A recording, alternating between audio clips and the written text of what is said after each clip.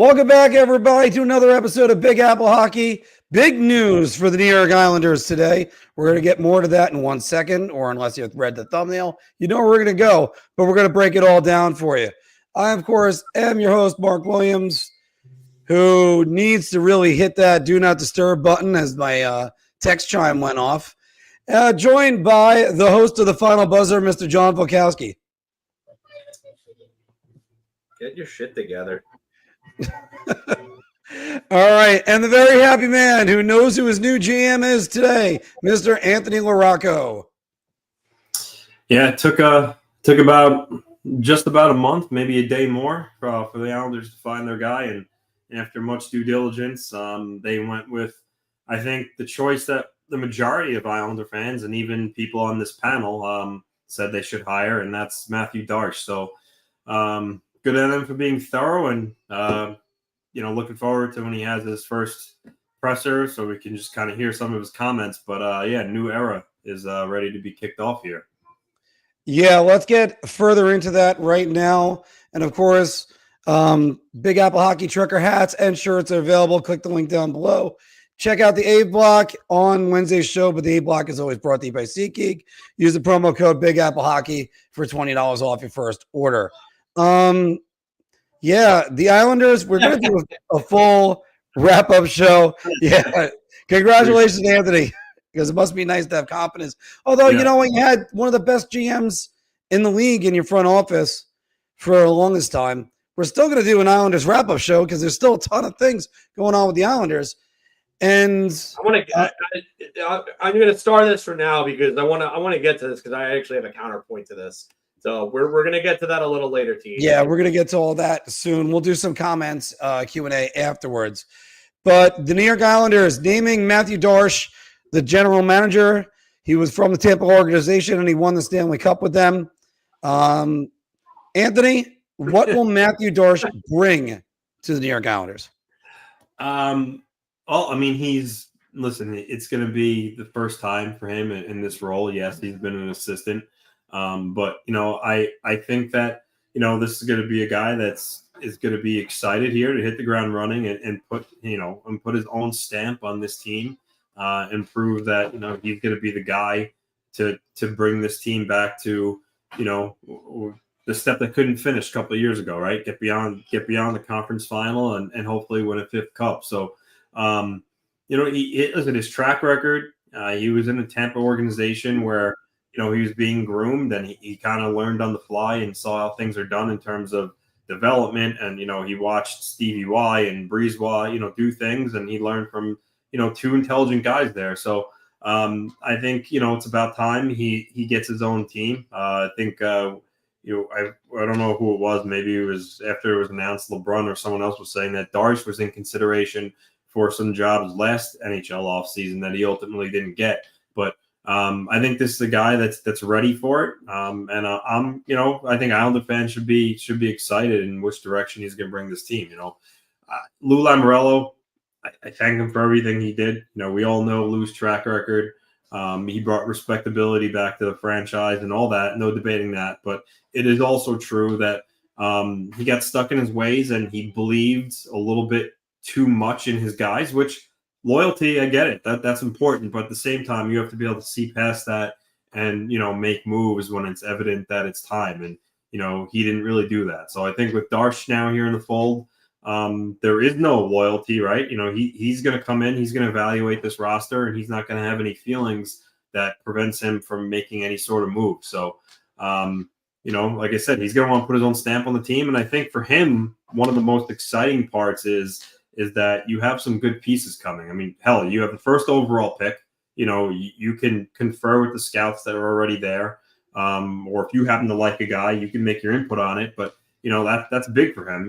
Incoming to a new team, you get the first overall pick.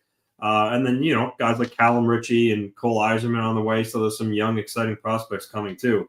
So for him, I think he's just as excited as these fans are right now. It's a fresh start. A new team where he could truly be the architect and, hit the ground running, right? Drafts in about a month, free agency.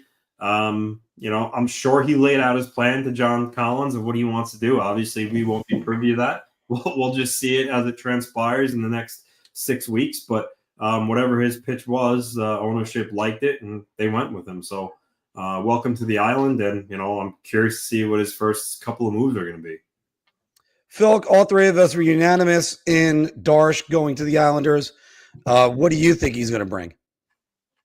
A blue and orange Death Star, apparently. I mean, Darth Vader. He's Darth Vader now. So, I love this hire. This was the guy I said from the beginning that they should have went after. This is the guy that they should have hired. And so I think it's not only that they needed to hire this guy. They needed a philosophical change in their office. They needed to get with a younger mind that could think a little more outside of the box as opposed to Lou Lamoriello. Again, like Anthony said, you give your thanks to Lou. You understand what he did to kind of help take them out of laughing stock status, if you will. Even though I don't think they were a complete laughing stock before Lou came along, I think they were still kind of muddled in mediocrity and not really much of a playoff team over the last 25 years before that, whatever the case may be.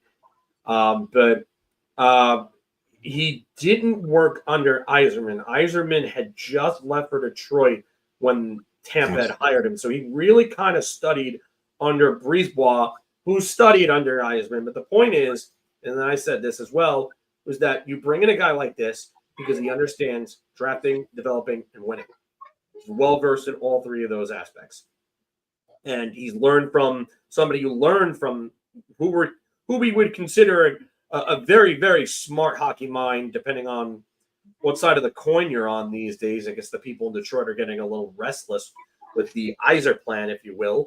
But this is somebody who was looked at as one of the up-and-coming hockey minds for a while. I would say last few years. This is the guy that, Anthony said that, he was being groomed to be a general manager, and he was being cultivated and learning. And now it's his time. He's got a bit on his plate here. He's got to, continue the rebuild of the Islanders cupboard. But I believe he's also got to kind of retool things on the fly here. I think things have stagnated.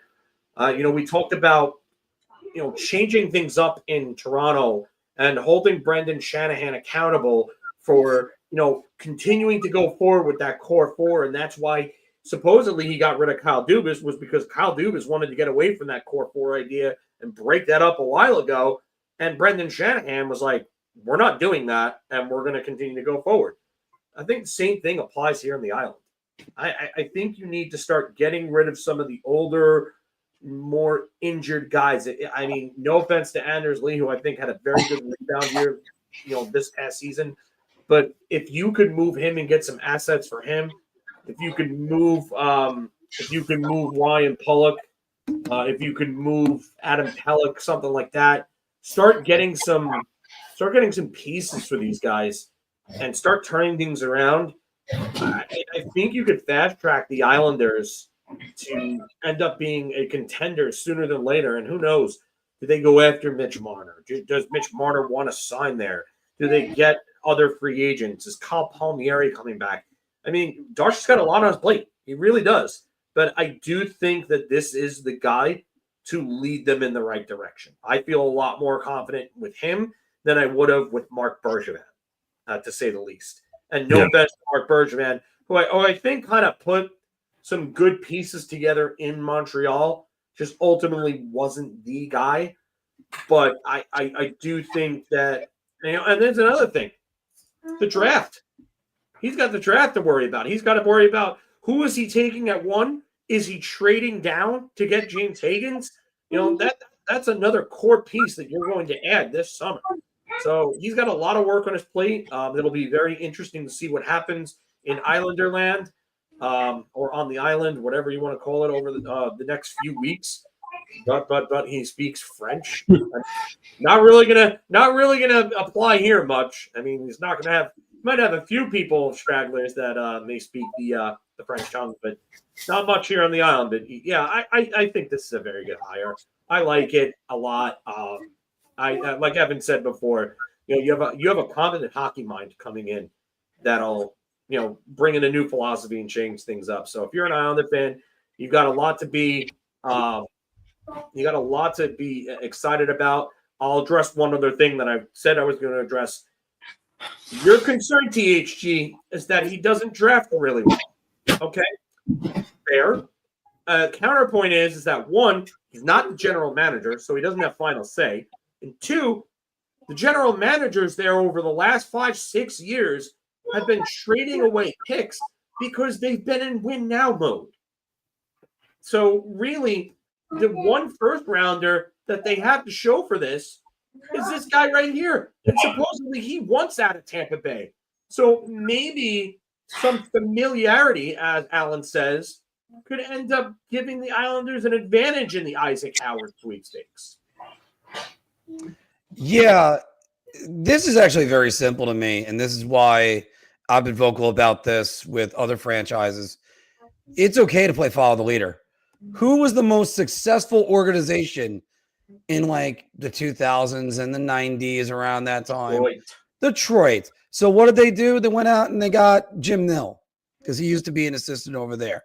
Then what was successful in the 2010s? The Blackhawks. So what did the Jets do? They go out and get Kevin Chevalier off. And then now you get guys that are coming from the Tampa Bay tree, like Mathieu Darche, like in a way Steve Yzerman, because Detroit plucked him to go to Detroit to go up there, and Brisebois got the job. But it's like this is what you do. You get teams with winning philosophies, and you try to embody what they do. And this is why it's a great thing for the Islanders. Yes, Isaac Howard is a possibility right there. We know about Danny Nelson. We know about Cole Yzerman. We know about all these prospects and the potential number one that's coming up. And also, look, if I think there's more of a chance now with Darche in place to trade down and get more picks and more assets for that number one pick. And if people want to say, oh, you're going to pass on Schaefer, well, Steve Yzerman passed on a lot of guys, traded down, and he ended up with a very deep, talented core for the Tampa Bay Lightning. This is what, if that's what your philosophy is, go ahead, go do that. And that might be the Islanders' philosophy. Now they went from a team, a little bit of a murky future, to now, oh my God, it is so positive that we're all going to need sunglasses soon to look at this. And then you can talk about which veteran stays, which veteran goes. There are going to be veterans with no trade clauses that are going to be like, oh my goodness, I don't want to leave, even though they might go into a more of a youth movement. The philosophy of Tampa was drafting and developing, and yes, now they're in win now mode, as Phil said. It's just this is one of the best decisions the Islanders could have made. I'm sorry. I just look at Mark Bergevin and think it'd be more of the same. It'd be more of bringing more vets and whatever. Just no. This is the right move, and it's perfect. And Anthony, as I understand it, they don't even need to look for a president and GM anymore. President anymore. The GM. Yeah, no. His official title is general manager and executive vice president. So he's going to report directly to John Collins and Ledecky and Malkin. So. I know there were the rumors about Shanahan. They definitely did request to speak to him, but I guess they decided to go another route, or maybe Shanahan didn't like the fact that they were going to hire a GM before, without him having a say. So I don't know, but the end result is there are no other hires from now. Mathieu Darche has total control over hockey operations, and he has the keys. So yeah. It's going to be interesting to see where he starts. Again, Mark, you mentioned the veterans. Where does this? How does this affect? Anders Lee? He's got 1 year left on his contract. He's the captain. JG Pajot, whose name has been in trade rumors for about 2 years now. Now he has 1 year left on his deal. So he could go out the door. Pelech, Polak. So yeah, some of these core veterans that have been in place for a while. With Darche here now, one of them is, some of them might be moved. And also considering vets, Kyle Palmieri, it was reported right after the season ended that Elliot Friedman said that it appeared though that Kyle Palmieri and Adam Boquist pretty much just about had extensions done. So I wonder, where things stand with them now. How long ago was this, Anth? What?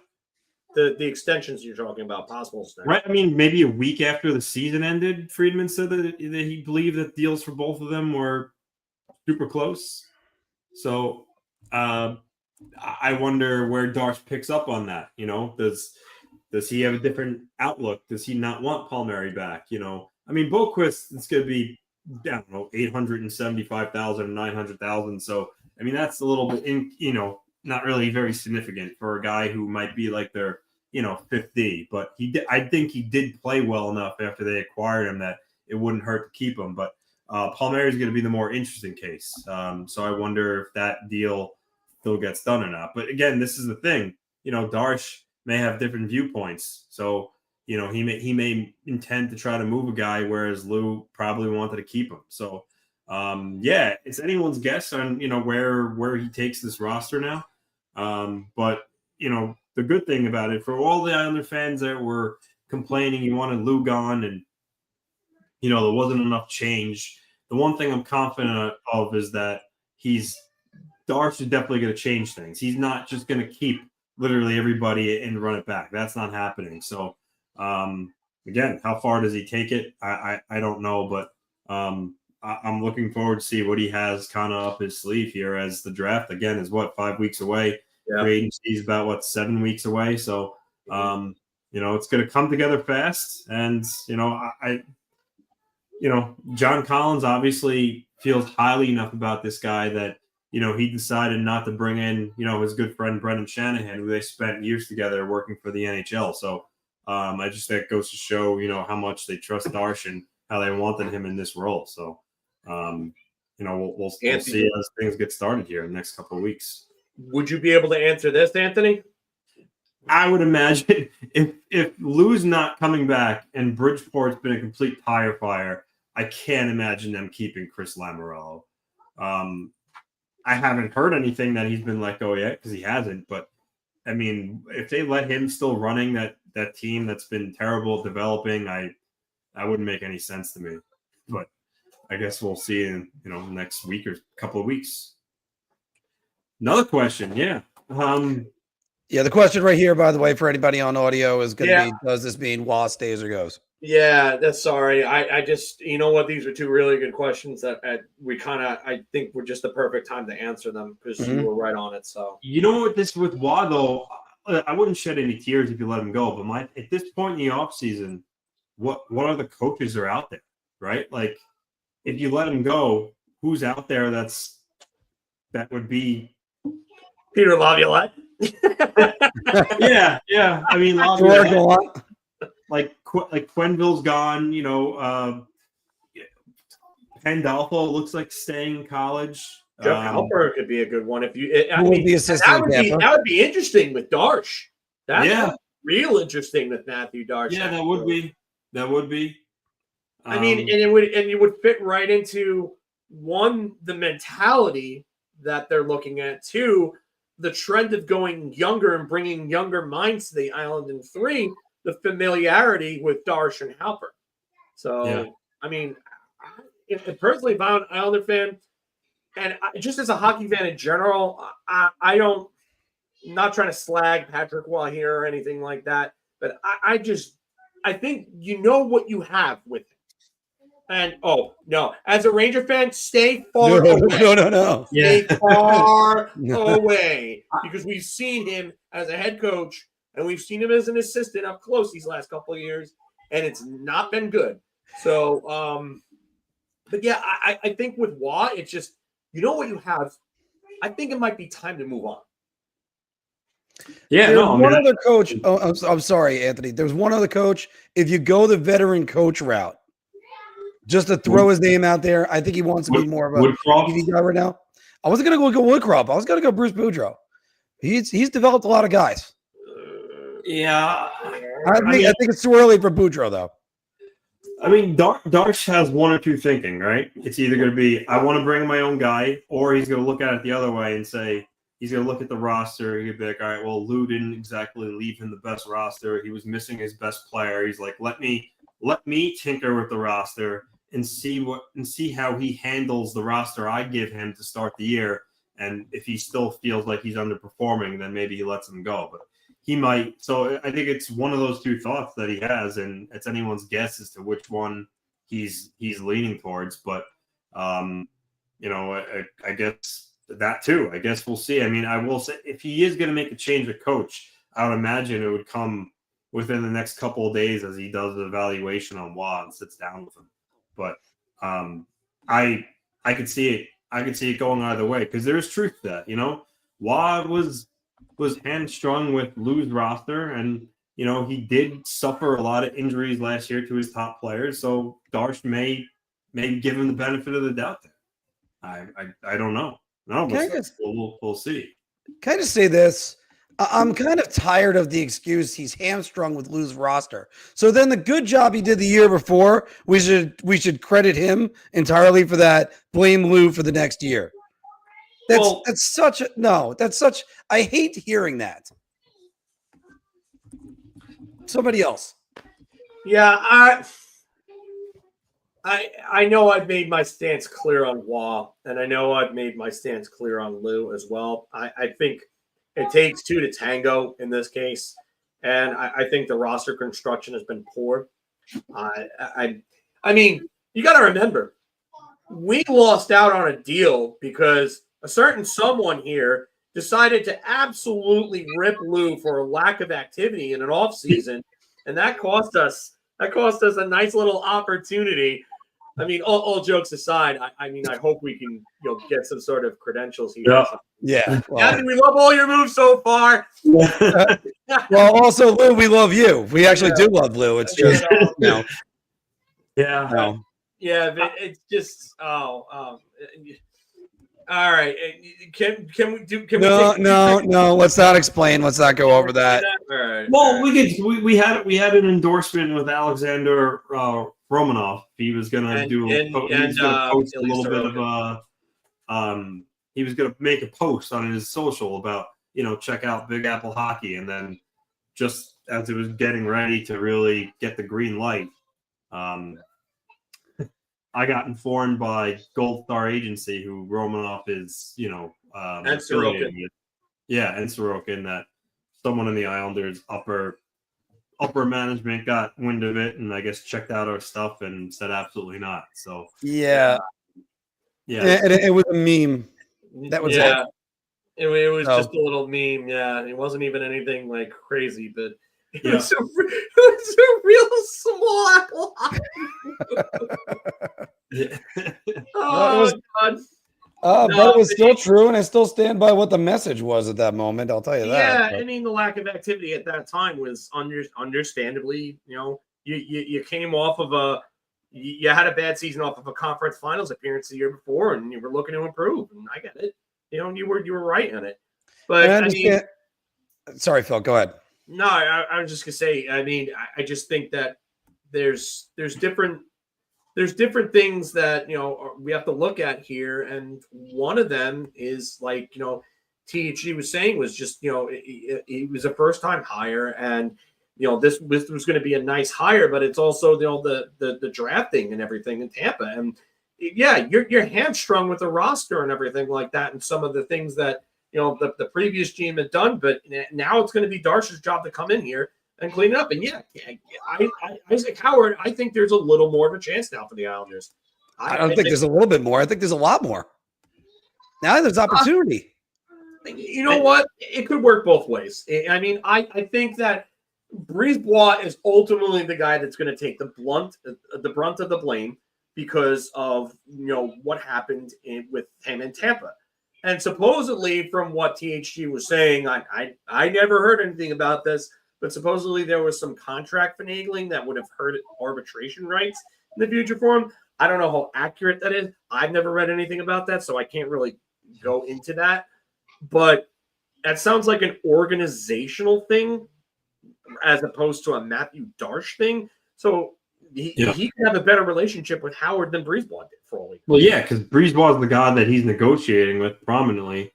But I think the biggest issue with Howard in Tampa Bay was Howard didn't really see a fit for him there because of everyone they have. That's what I said. And I Yes. literally said that in the chat. And he wanted a bigger opportunity. And then, on top of that, they had a contract squabble. And that obviously, those two things combined, he just said, screw it. I'll just stay at college and, I'll become a free agent next year and sign where I want. And that's why, as of right now, Breezewell has no real leverage. I mean, you're going to lose him for nothing. So no team's going to blow your doors off, in the meantime with the trade offer to get him now. So, this is what I was saying before. Maybe he didn't want to play there because he felt like it's. I mean, we saw that with Kevin Hayes. Kevin Hayes didn't want to re-up with Chicago because he felt like his path was blocked, and he ended up coming to the Rangers because of it. Yeah, and this is fair too. Say give Waugh another chance, and that it could happen. Like I said, Darche is going to go one of two ways. He's going to say I want my own guy, or I'm going to improve this roster and put my stamp on it and see what he can do with it. And obviously, I guess we'll find out in a couple of days of which direction it's going to go. Yeah, but again, he took a team that was under Lambert,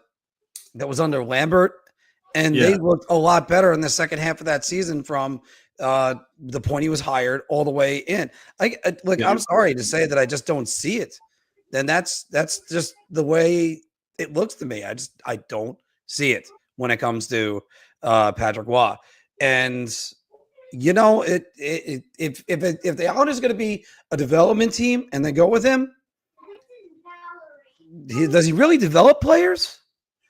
I mean, he says a lot of nice things that would sound good if you're the leader in the locker room. You're not that anymore. You're the head coach. He needs to adjust that thinking. You could do that with your juniors coach in some of the ways that he's gone about things. I still don't like the way he treated Anthony Duclair. It was pointless, but that's a different story. Yeah, I you know what? When players air out their dirty laundry in the media, they usually get raked over the coals for it by the media, by the fans and everything. I don't understand why Patrick Waugh is not getting raked over the coals for the way that he handled the Anthony Duclair thing, because I think he handled it like complete crap. I'm sorry. If I'm a player and I see that, that to me is a red flag. But beside the point, I want to just answer this real quick from THG. I think that's probably the best comparable that you could look at would be McGroarty, just because it's the most recent comparable of a prospect wanting out and not, really fitting in. So maybe that's a comparable return. Each market is different at each time. So, saying that can be a comparable doesn't necessarily mean that's the return that they're going to get. But yeah, I would look at that, and I would imagine Tampa Bay would probably want something similar to that if they're going to deal him. Oh, people in hell want ice water. We'll see how that works. But you might need to also pony up to get a jump and get the player before every other team gets a chance to go get him. Let's not forget, Isaac Howard is the defending. He's the defending. He just won it. Yeah.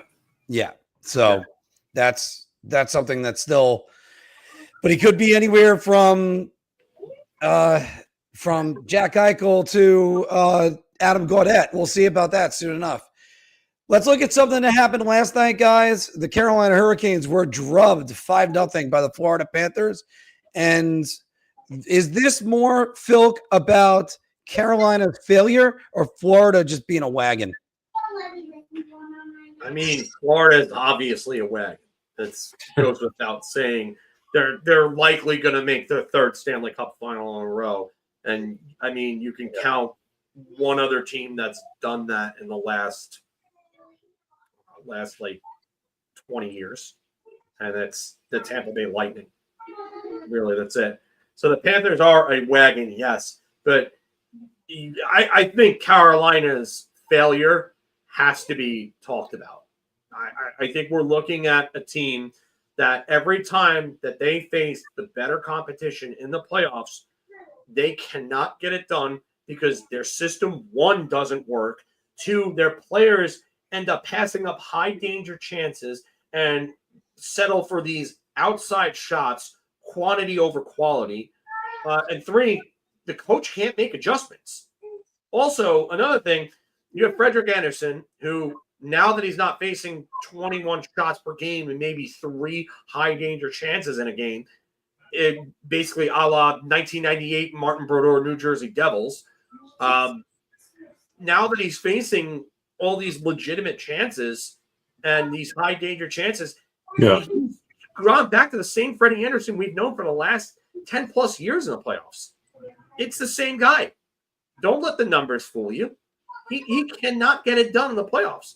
And this team is just poorly built. Like, what is their center depth? Their center depth is Sebastian Aho at 1. And by the way, he needs to be suspended for that hit on Sam Reinhart, because that was disgusting. That crap he pulled with Adam Fox, and he got nothing for it. So if I'm Florida, I'm sending Sam Bennett after his ass. And I don't care what Sam Bennett does to him at that point. If I'm Florida, have your way with him. You want to do that? Eye for an eye. But you have Sebastian Aho, and then the second best center behind him is what? Jordan Staal? Jordan Staal is a bottom 6 center. That's it. I mean, he's more like a number 4 now than he is a 3, just because he can't really drive the play offensively on a line. I mean, he's still a very good shutdown center. Like 40 points a year. But, I mean, it depends on the wings that he's playing with. I mean, if he doesn't have high-quality wings, he's probably like a 20, 25-point player that's a good defensive center on a 4th line on a real championship team. So they don't have the chops. They don't have the depth. And Seth Jarvis got hurt again, even though he came back last night. I think this is the 3rd year in a row that he's gotten injured in the playoffs, where he's come out of a game because of a big hit. I mean, how is he going to hold up? Svechnikov, great start for the first 2 rounds, but he looks completely ineffective. He's back to his normal self, taking dumb penalties and taking himself out of the play. I mean, Florida outclasses them in every aspect of the game.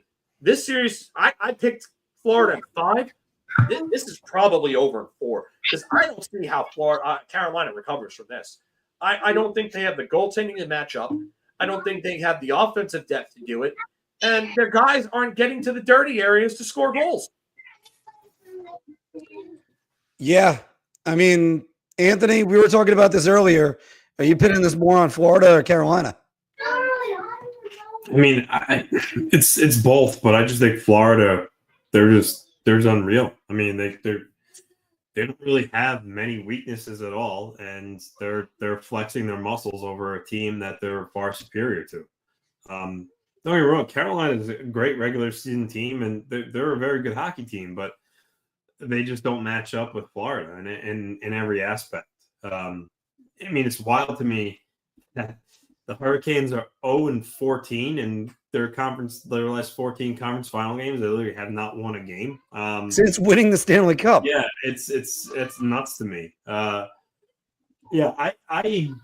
So Phil had the Panthers in 5. I gave him a little bit more credit. I think I said Hurricanes in 6, but you did. Yeah, I mean this might be sweep, especially being that's going back to Florida.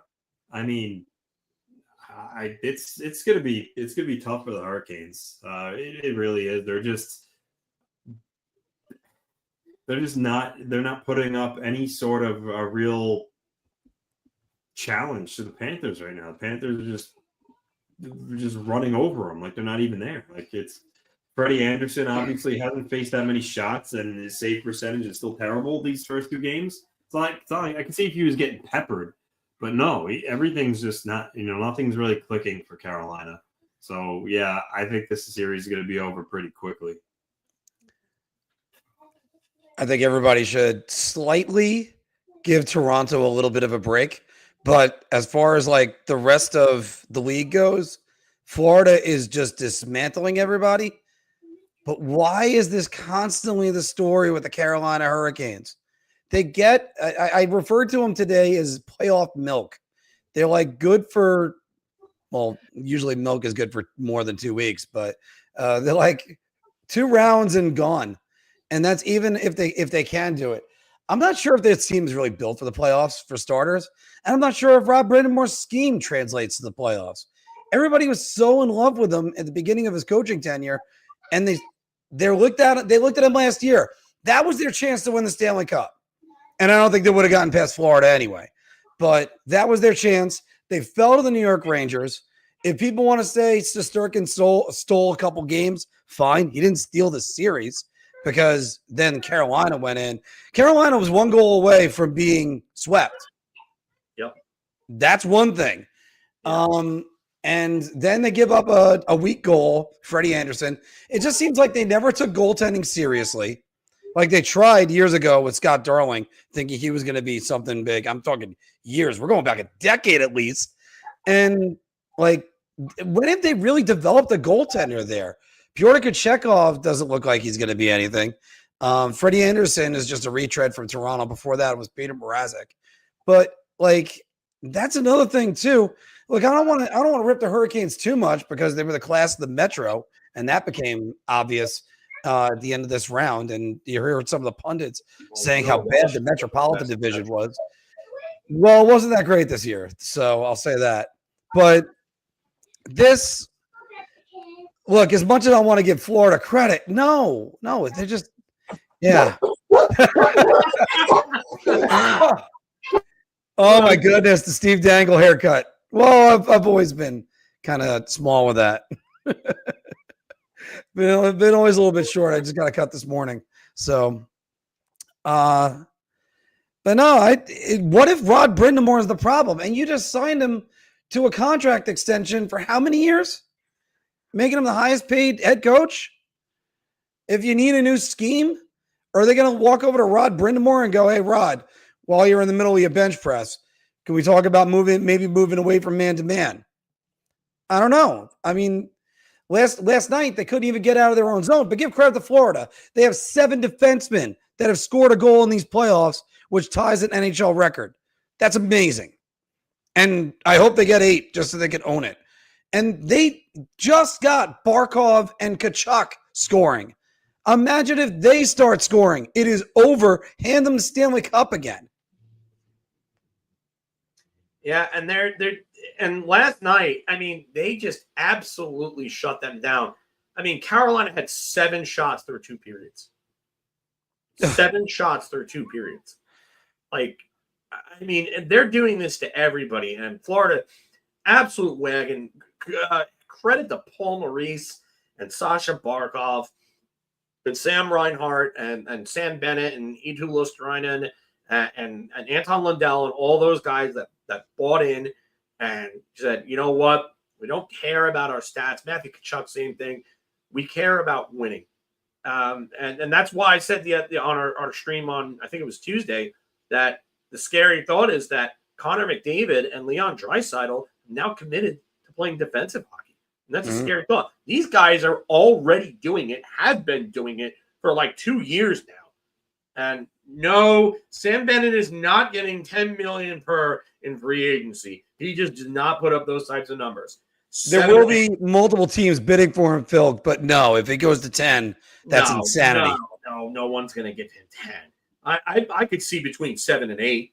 I mean, maybe if Toronto wants to get crazy and pull a 2002 Glenn Sather and go Bobby Holik for him and give him 8.5, maybe. But I can't see Sam Bennett getting 10. 10 is unreal. That you've got to be at least a point per game player to get that these days.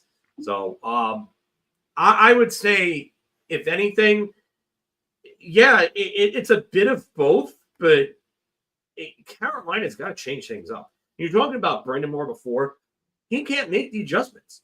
Every time he faces a better coach with a better strategy or a comparable team in skill and talent, he can never adjust. There's never any adjustments made. This guy is literally, every time his feet are to the fire, they get burned. Because there's just no adjustment to be made from him. And if you're a great head coach, yeah, sure, he'll rack up regular season wins and he'll get his team to the playoffs and to the second round and so on. That's great. They'll finish top 2 or 3 in the division. Whatever. Who cares? He doesn't get it done in the playoffs. He doesn't get it done against guys that have good plans against his system and schematic. And we've seen more than enough to the point where we know he's incapable of it. it's kind of funny, Phil, because again, I do think Rod Brindamore is a good coach. I But do you too. can't just stay the course the entire time. If you look at, we'll just use the New York Rangers for an example because they went through Carolina 2 different times the last couple of years. 2022, they go through Mike Sullivan, who had to change so many things on the fly with the goaltending injuries. And then he was able to get the Rangers down to a 3-1 lead. They chased Igor Shesterkin in 2 of those games. And that was the year of Igor in God mode. Igor wasn't even that good in the first couple of, first series completely. And then you go to the next series. Carolina wins 2 games at home. The Rangers won 2 games at home. Carolina wins game 5. Rangers win game 5. Rangers go in and win game 7. Because again, Rod Brindamore just said, everything's fine. This is fine. We'll stay the course. Let's go with what he really didn't make any changes in the series last year against the Rangers, because you look around and going, oh, well, they got this. They got this we're throwing against them. Let's see if we could do this. And again, they won game 4 and 5. It looked like they were going to run them out of the building in game 6. Shaka and the walls fell, for anybody that remembers Star Trek. And they were long gone after that. Like, Chris Kreider scores a weak goal. They take a penalty, and then he scores one more time right after that.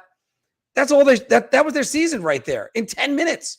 So going to Rod Brindamore, let's go away from that. Let's go to the coaches that did make adjustments. John Cooper made adjustments, and the Rangers were done because the Rangers don't adjust anyway. Paul Maurice made adjustments, and the Rangers were gone. Even in 2023, that Lindy Ruff made adjustments. You have to make adjustments. And if you're not adjusting to what the teams are doing to you, you're going to lose. It doesn't matter how close you played them. You don't, and Carolina doesn't seem to get any puck luck. That's a different story. But you can't play for luck, and you also can't play while we're at it, Phil. You can't play to go, hey, you know what? Maybe if Toronto won game 7, we would have beat them. Because you're then the 90, as we talked about in our chat, you're the 96 New York Rangers that built your team for the Devils and the Flyers and got the Penguins and the Canadiens. No, I get it. I understand what you're saying, but at the same time, puck luck it's not something that just happens. You kind of have to earn it. Like, you have to get to the dirty areas, and Carolina for years now, it just has not done that against the better teams. Again, they pass up high danger chances. There were multiple clips that you could point to in the series against the Rangers last year and in the series 3 years ago against the Rangers, where they have chances to drive to the high danger and dirty areas, and instead, what do? They go low to high and go for a point shot. Like, you're not going to win doing that. Look at Florida. There was a play last night where Luosterainen had a chance to cut. He came out from the far side boards and came in from the left and went in front of the net. And he went through the crease. He didn't fire the backhand off somehow. I don't know how. But that's the difference between Florida and Carolina and every other team they face in these later rounds, is they don't do that. They don't. They go low to high instead. And low to high can work against some teams if you get the screens and you get the guys in the dirty areas. But when the goaltenders are seeing the shots, it's not going to work. It never does. No, I can't see Carolina giving Martin $15 million per, because I don't think Tom Dundon wants to shell out that type of money to any player. I also think Mitch Martin doesn't want to go to Carolina. Yeah, I can't see that either. He already said no. He said no to that deal. Yeah, Toronto. Yeah, I mean, they asked him to waive his no move to be traded for Rantanen, and he said no. So yeah, that's not going to happen. I don't think he wants. I know I think he does want to go somewhere quiet, but I don't think Carolina's the place he wants. I would not be shocked right now if he goes to Utah. I wouldn't be shocked either. No, that's certainly a team that's going to go after him. But yeah, I said this before about Aho. It's the same hit he threw on Fox. Both players didn't have the puck. They weren't looking at Aho. Aho friggin' goes with a low bridge hit to the knee. Like what he did reminds me of Darcy Tucker and Michael Pekka. That's the type of hit that he threw. I can't see that either. Crosby's going to be leaving in a couple of years, so I don't think he's going to go to the Penguins only to be with Crosby for a year or two. I don't think that's happening. I could see this. I could see this too. I could see that. I could definitely. Chicago, yeah. But it's you can't go and pass to get back to Carolina themselves. You can't pass up high danger chances the way that they do. And another thing, if they lose this series, which I think they will, I mean, I predicted that. I can't imagine they might lose in Carolina winning this series, but it'll be the fourth year in a row that they were eliminated by either the Rangers or the Panthers. Think about that. And again, they're going to look back at that Eastern Conference Finals 2 years ago and say, well, there were 3 1-goal games, 2 went to overtime. Sure, the Panthers won game 3 and they were shut out. No, you guys stop doing the what ifs. You're not good enough to win. Fix that problem. The Florida Panthers said this 2 years ago. 3 years ago. 3 years ago, sorry. I forget what year it is. And when they went, all right, we're not good enough to beat Tampa. We just won the President's Trophy. Let's trade arguably the greatest player they ever drafted. And they did that. And look at where they are now. Anthony, do you want one last word on this? No, I'm okay. All right. Let's go to the other big news of the day. And this was huge news, guys.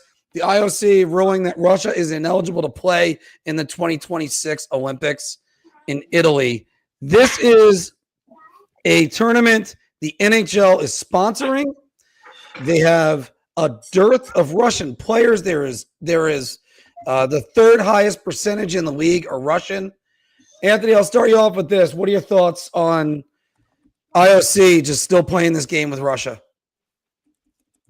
It's stupid. I mean, it's like enough. I get what's going on over there in the political climate, but again, these Russian players, they're not involved in it. They shouldn't be punished because of what's going on. Look how many already they missed the last Olympics. They weren't allowed in 4 nations. World Cup. Enough is enough. These guys aren't I'm not. You know what? I won't say this, but they shouldn't. NHL players shouldn't be punished, especially the ones from Russia, and not being allowed to participate in the best tournament there is, the Olympics. I mean, most players would tell you, representing their country and playing for a gold medal is probably more motivating than a Stanley Cup in some cases. So the fact that these guys can't play is just ridiculous enough. Enough is enough. Let them play. It's just, to me, I'm just over it all. Enough is enough. They should be able to compete. You have some of the best players in the world in the NHL are Russians, right? Ovechkin, Kucherov, Malkin. I know he's a little older, but these are still very good players that having them involved would be great for the sport. And their goaltending. I know USA goaltending with Hellebuck and Ottinger is good, but the Russian goaltending that we're getting screwed of seeing is just that it's criminal. You have Vasilevsky, Shesterkin, Sorokin, Bobrovsky. It's just they could put together a very good team and entertaining, truly best on best. But is it really best on best when one of the bigger powerhouses isn't involved? To me, it's not, doesn't make any sense. Phil, this is stupid. This is completely stupid. So by this logic, why was USA allowed to host the 2002 Salt Lake City Olympics? Why were they allowed to compete in 84 and 88 with the Cold War? Why is this the case? Keep politics out of sports. These guys have nothing to do with the war going on. I don't care if you want to say that Ovechkin is a Putin supporter and all that. We saw what happens when you question Vladimir Putin and anything that he does. We saw that firsthand with Artemi Panarin. The guy had to literally make sure that his grandparents and his family in Russia were okay and not dead somewhere in a ditch in Siberia. Like, are we? This is too much. These guys have done nothing wrong. They've gone out and they've played hockey. They're hockey players. They're not politicians. They're not soldiers. They don't have anything to do with this. Stop punishing a bunch of people that have nothing to do with a war because you think that it's going to create some sort of peace between two countries that have been at odds for years. What is the end game here? You think you're going to broker peace this way? You think Putin's going to stop whatever conquest he has because you decided to ban the hockey players from playing in the Olympics? You think you're going to leverage that against him? This is not someone of sound mind you're dealing with. You're dealing with a psychopathic dictator. You're dealing with a megalomaniac. Like, I just don't get what they think they're going to accomplish by doing this. So dumb. It's on so many different levels. I would like to thank my contributor, John Smith. He is somewhere in the Midwest. Just in case if like that psychopathic dictator was gonna hunt you down.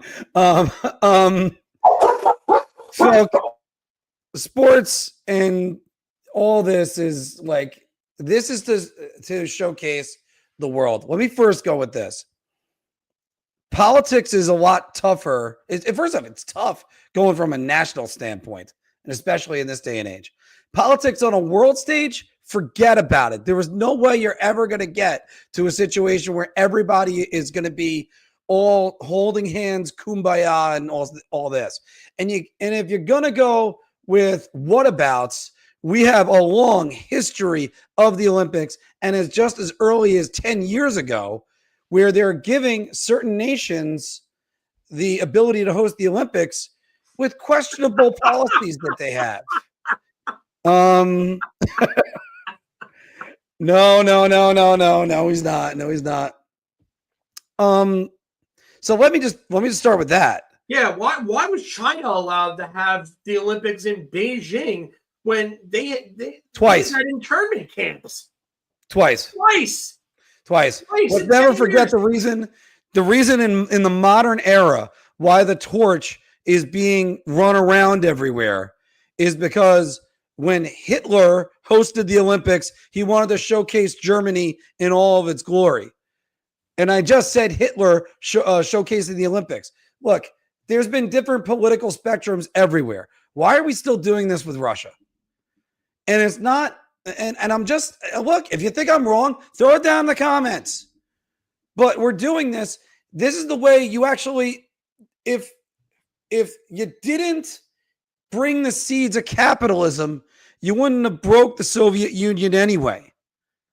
And you wouldn't have gotten Sergei Fedorov coming over. You wouldn't have gotten Slava Fetisov coming over, which they almost had a deal for him to come over. And then McGillney defected, which delayed things even more. But that's the way you have to have all the people come together. It's a celebration. It is actually a way to get the world together.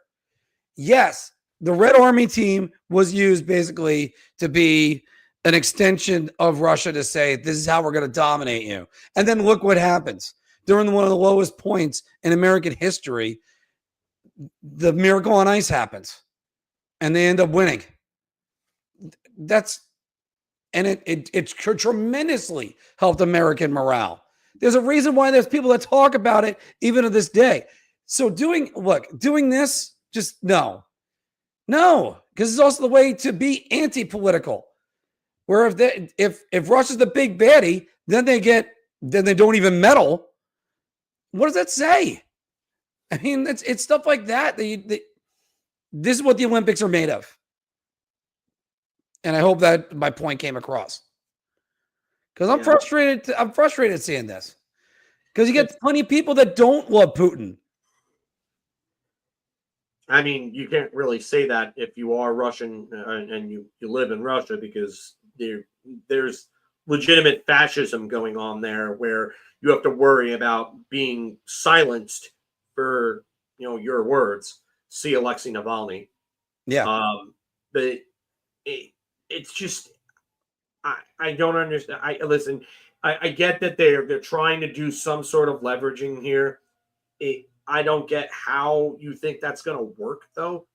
Like, we're going well above and well out of the realm of sports here, and you're dealing with a madman. So I don't think that. I don't think any of this is going to work, and the only thing that it hurts is just the players involved. I mean, how is this helping Ukraine? It's not helping Ukraine. No, Russia has been banned from international competition for how long now, and nothing has changed. So I don't know what to tell you, but it's not going to change anything. So stop. The politics have to be kept outside of sports. I'm sorry, and I really, if you disagree, especially in these moments, it sucks because it's just there's nothing that's going to come positive of this. Nothing. The war is not going to end because Russia can't compete in Olympic hockey or in IIHF events. The war will end because there's an end. There's an end to a justified means, or whatever you want to, however you want to phrase it. But listen, this is just, it's too much. It's gone on for too long. These guys have nothing to do with it. Stop punishing them. Just keep politics out of sports. Sports have been they've been an escape from everything. From when I'm in a bad mood, or when I'm depressed or something like that, the first thing I want to do is I want to get on a rink. I want to start skating around. I want to be with the boys, and I want to be shooting pucks and playing hockey. And I want to I want to get my mind off things. Like, this has nothing to do with politics. Let the politicians fight and wage and fight their wars. These are not our wars. Their wars. They're the ones that start them. And then they send the everyday commonplace people to the front lines. Yeah, and let me go by saying this. One thing you love about playing on a hockey rink, and even at the professional level, like some people would probably agree with me on that, where I could literally be sitting next to somebody of 3 different nationalities, maybe 2 different nationalities, one on each side of me, and they're on your line. And we're just talking about what play has got to be made next, and what are you going to do with this? What are you going to do with that? We're not focusing on everything like on politics or anything else. And leave that for a bar. But I mean, never mind that. I mean, if you try to focus on regulating the politics of the world stage, if another country, I'm going to try to not say countries right now, guys. Pardon me on this. Let's say there's another country that invades a small island, and then are they going to be in the next Olympics? Of course they're going to be in the next Olympics, because that's just, you're never going to be able to do this.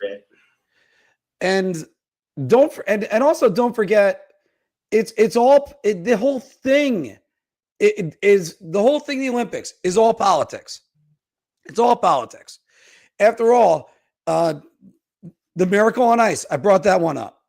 The U.S. boycotted the 1980 Olympics in Moscow because of the invasion in Afghanistan. And the USSR at the time could have done the same thing for the Lake Placid Olympics. Instead, they were so arrogant that they're going, we'll show them who's better. I saved the Russian accent. I didn't do it for you guys. And look what happened. Then you had the great moment of the Miracle on Ice.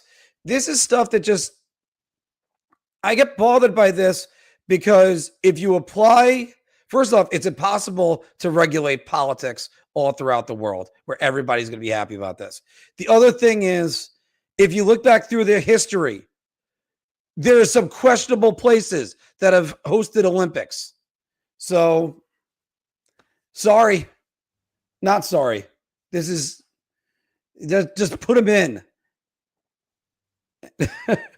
Well, Yeah, in fairness, Chris, in fairness, it's everybody at least gets their own national anthem. So yeah, I like the joke, though. I like the joke. It's funny. Listen, I've said for years that I could do without the national anthem being played.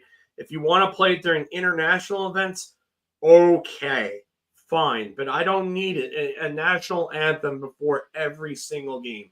I don't. I'm sorry. I'm gonna disagree on that only because I believe when we sit down, or that's a moment, or before the game, we all stand up. We're all Americans, and when the Canadian anthem is on, I respect theirs too. I don't think it is a political statement as Rich says. I don't think the national anthem is political.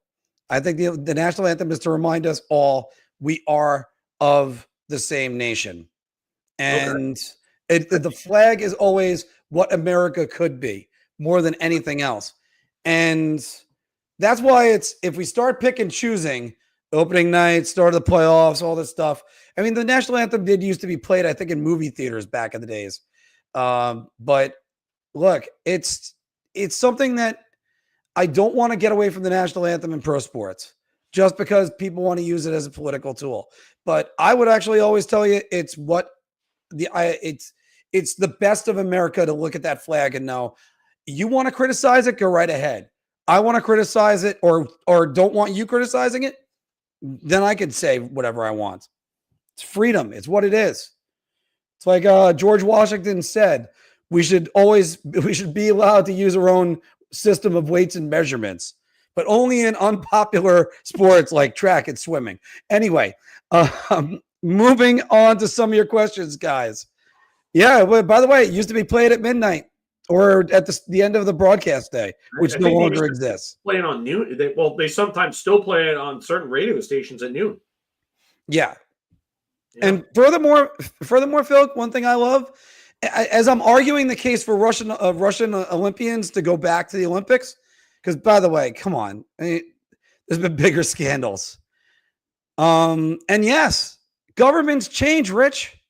That's the whole reason why we have. I mean, no matter how you change it, governments always change. Let's get some of your comments, guys. Let's get some of your thoughts and questions because we got a bit of a short show today. Yeah, I mean, if it sounds like I was on my soapbox, I'm sorry. It just no. I mean, listen. Everyone has their right to agree or disagree with whatever. I mean, if people disagree with me, that's fine. I understand what you were saying, where you don't think it's a political tool. I get it. I mean, I'm definitely with you on that, J.E. Like I could see the love loss. You can always put in the Islanders in there too if you want, just because they're a rival if you're a Ranger fan.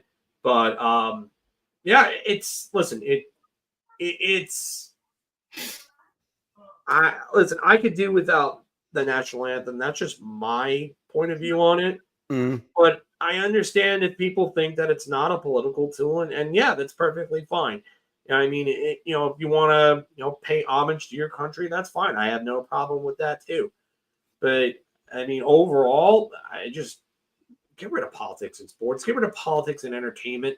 I mean, I would love it if somebody pulled a Ricky Gervais on all these athletes, just like Ricky Gervais at the Emmys or whatever, and he basically roasted everybody. So yeah, you've all had about as much education as Greta Thunberg. Just take your word and F off.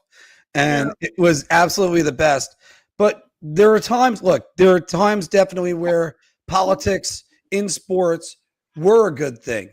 And going to the Olympics, the two runners that put up their fists to help for civil rights. There was Jackie Robinson is always a great story when you talk about that, the different barriers that were broken for guys that were doing it. It's just that now everybody's using it as an excuse. And whenever I look at the flag, and I will always think of this, September 21st, 2001, the first game the New York Mets played in New York. Home run. Yeah, the Piazza home run, but that's not what I'm going to remember about that day. I'm going to remember two things more than the Piazza home run, which was dramatic and great for both the city and the New York Mets at the time that were trying to make the playoffs. Number two is right before the game, after they sang God Bless America, and I'm going to come back to that in a second, the Mets and Braves, hated rivals, shook hands before the game.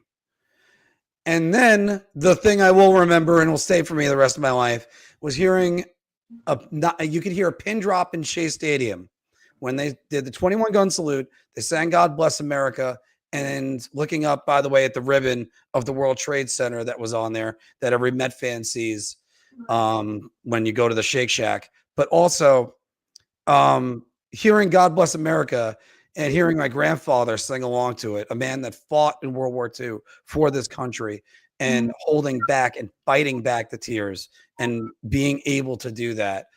And again, that's a moment in this country we're reminded we're all Americans. That's the first thing. We might disagree, but we're all Americans. And I never want to lose that from the national anthem. All right. Anthony, I went on another rant about the flag, so break the silence. Well, yeah, I guess we'll take some questions on the transpiring events from earlier, or Islanders high, or anything in general. But yeah, it's right now, obviously, all the focus is on the conference final and the Stanley Cup final. But in the next 2 to 3 weeks, you're going to start hearing more rumors about player movement as the draft and free agency comes closer, which obviously for all of us, that's the exciting time. It's getting ready for the start of a new season as July 1st officially kicks off the start of the 25-26 calendar. So very much looking forward to that, Mark. And, I think as we both know, I think both New York teams are going to be pretty active in their own kind of different dynamic what they got going on. But I think when both teams hit the ice in October, there's going to be some different personnel on there. I saw was what the speculation about Kreider and what he could potentially net in a return. I think he's definitely gone though. If there's one thing I'm 100% certain on this offseason, both teams, I think Chris Kreider is done. His bag, he's being traded. I think that's basically over and under on how many boxes of tissues Mark Williams goes through.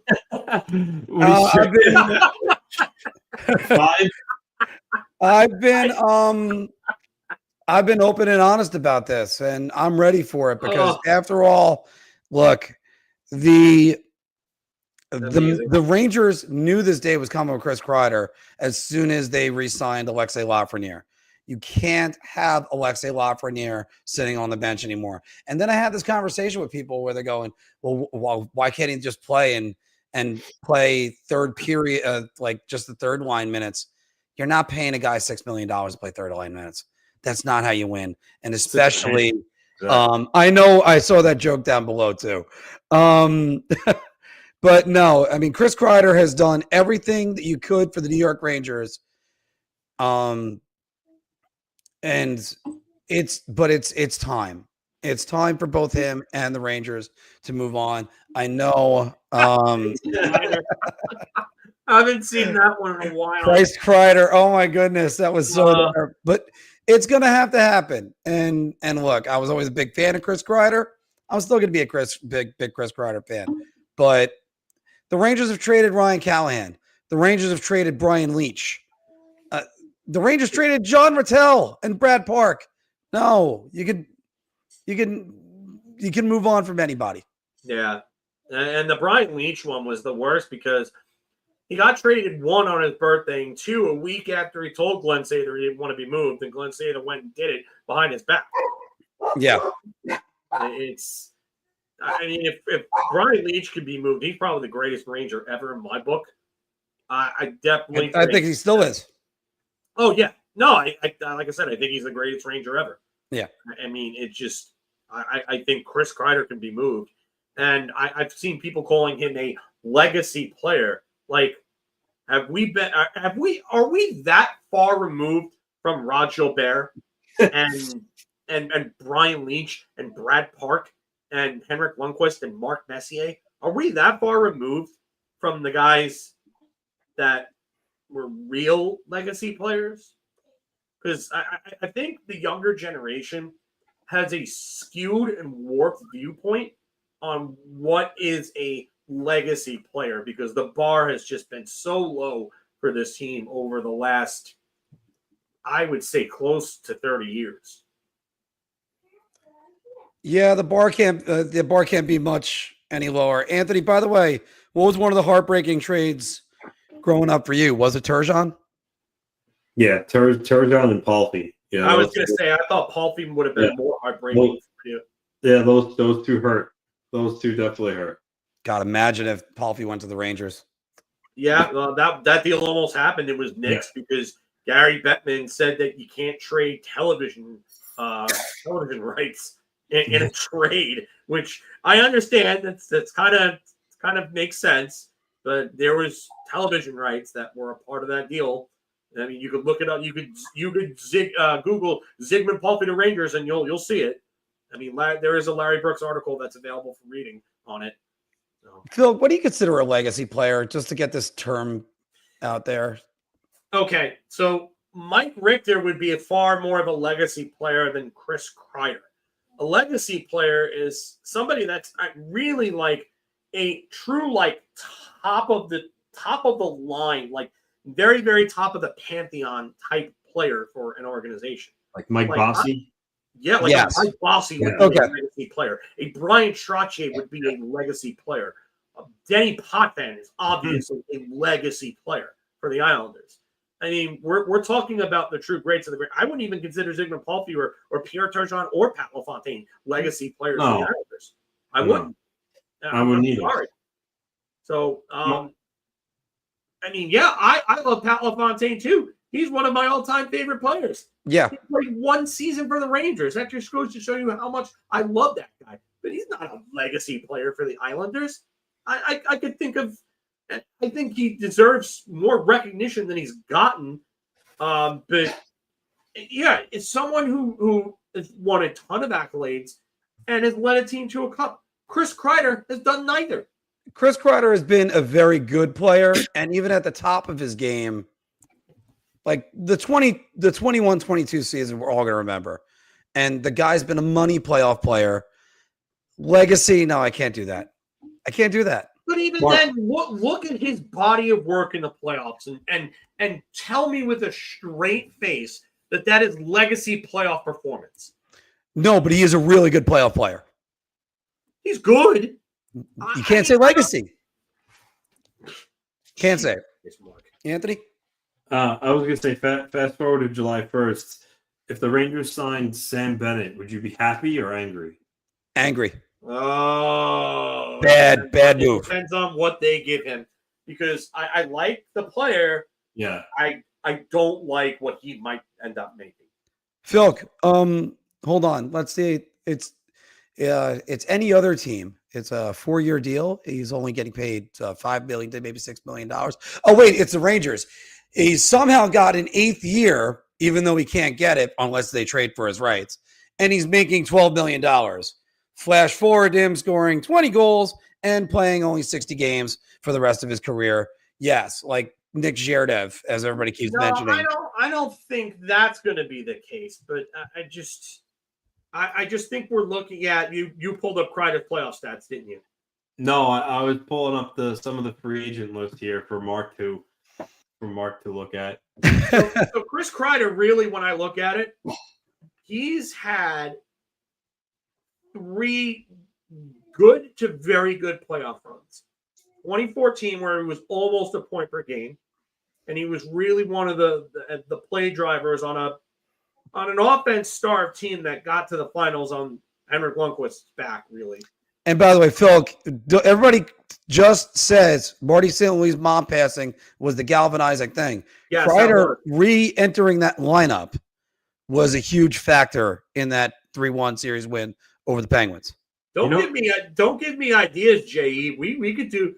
I could do a list of the best danglers I've ever seen. And that should. could actually be a nice little short video, maybe, or like a 10-15 minute video where I do a little countdown. Not a live stream necessarily, but something that I could record. Oh, I do have an idea for a countdown video I am going to do during the summer. Yeah. You know who I think is going to cash in here, and I think it would be buyer beware a little bit. Who? Is Ryan Donato, who had 62 points, 31 goals. Yeah. Oh. I don't know. I think some team's going to pay him and then might end up being disappointed. Yeah, I think that's a guy that's going to score you between 20 and 25 and anywhere from maybe 40 to 50 points, but he's going to get paid like he was this year. And listen, I like the player. I'm not sure if I want to give up the AAV to a player like that because, again, 17 even shooting percentage. And he played 16 minutes, which were both career highs for him. I just don't think it's sustainable. I really don't. It's also, I don't know whether or not it's fair to say this, but this is just my gut, so I'm going to go with this. It's just good player on a bad team. He's good as long as he's on a bad team, and then they have to play him. And if he goes to say, let's say Dallas, that ice time goes down, those numbers are going to go down. There's a lot of guys that I've seen that they're just not that good when they go to better teams. I didn't realize Aaron Ekblad's a free agent this offseason. Yeah, Aaron Ekblad's a free. I mean, this could be a make or break offseason for Florida because if they lose someone like Ekblad and they don't really do anything to replace him, then that could be a big issue for them because I mean, listen, I don't think he's worth $9 million or whatever he might end up seeking on the market. Yeah. But he still logs a lot of tough minutes and plays well for them. How about Nikolai Ehlers? We talked about him a while ago. Talked about last week about him for the Rangers. What about him for the Islanders? I mean, he's a 60, 65 point player. He's fast, but I mean, too, he's going to get a lot of money. I mean, because let's say teams that miss out on Marner, let's say, you could make a case that he's the, second best UFA available in terms of, when you consider age. I mean, Tavares is out there, everybody's older. Giroux's out there, he's older. So, I mean, Ehlers probably behind Marner is probably the best free agent in terms of relative age and still being at the top of his game. So, he's going to get a lot of money. So, how much money do you want to pay Nikolai Ehlers? I would not want to pay him a ton of money. 13.8 shooting percentage is the second highest in his career, only behind 2021, where he shot 14.2 and had 21 goals in only 47 games. He was just under a point per game that year.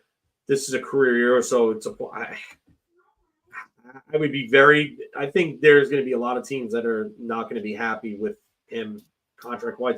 And this was the best playoffs that he's ever had. He had 5 goals and 7 points in 8 games. Otherwise, he's been a ghost throughout his playoff career. A lot of people give Connor Hellebuyck a lot of crap, and deservedly so for the way that he's played in the playoffs over the years. But, why does Nikolai Ehlers, the same way that Morgan Riley seems to get a pass in Toronto, why does he get the pass? Why does nobody blame him for the Winnipeg's lack of playoff success? You're supposed to be one of these team's top scorers, and you constantly ghost in the playoffs every year. This is the only year where he's had any type of even close to representable playoff play. Yeah, I don't know. I don't understand with that. And I think it's because you look at the guy making the most money, and if you get far enough down that list, then guys do get a pass. You're right about that, Felk. We talked about that the other day with Morgan Riley. You're the leader of the back end. And objectively speaking, Tanev was much better than him in the entire season. Now, again, I'm being a little bit extreme. I'm just speaking from the gut right now. But when are you going to start looking over and going, can we upgrade from this guy? Is he the piece that really fits our team? For instance, is he really the cornerstone defenseman, or is he a Tyson Barrie? Yeah, great. You put up points, but what else are you giving us? Yeah, I'm not exacting a lot of these guys, so forgive yeah, it. I keep seeing like stuff like, oh well, good, Hellebuck, it falls on him. Okay, then it should fall on Igor Shesterkin too. Goaltender should not be. If one goaltender is not exempt of punishment, then the other shouldn't either. I mean, Yeah. it just the point is that there's so much blame to be spread around in Winnipeg. The lack of center depth is a huge problem there. They haven't addressed their second line center issue in years. Nikolai Ehlers has not been a playoff performer. That's one of your top three over the last 10 years. It's one of their top four offensive players. I mean, right behind Scheifele, Blake Wheeler for years, Kyle Connor, and then you would say Ehlers is probably their fourth best offensive player, and that's somebody that you should be relying upon for more. But Nikolai Ehlers has been the definition of a playoff ghost.